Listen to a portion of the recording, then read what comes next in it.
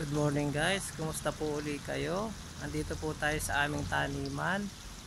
Yan po, mag-aani po tayo ng sigarilyas. Yan, Kuya Jess nga po pala.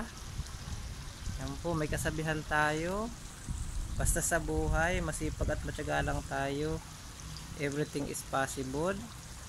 Yan po yung ating mga sigarilyas. Aanihin na po natin para po sa ating lulutuing ulam. Yan po guys, ang ating mga sigarilyas. Guys, yan yung tanim natin sigarilyas last year. Yan po, ngayon po lang po siya namumunga. Bago pa lang namumunga siya.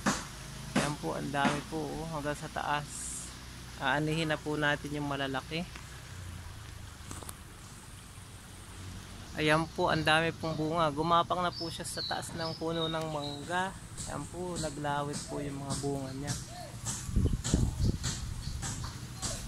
Itinanim ko lang po siya sa puno, sa sako ng semento. Ayan po yung puno niya, kaya po medyo maliliit ang bunga niya. Pero nilalagyan po natin siya ng pataba.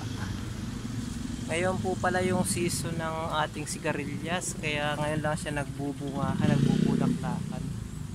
Yan po yung tanim nating sigarilyas. Ayan.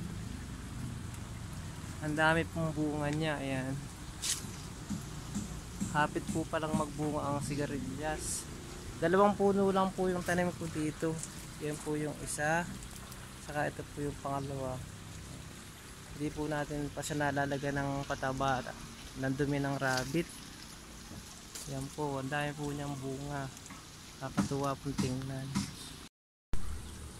Okay guys, tapos na tayong manguha ng ating sigarilyas. Ito na yung ating nakuha. Yan po, marami pa pong bunga kaso maliliit pa. Salamat po sa inyong panonood.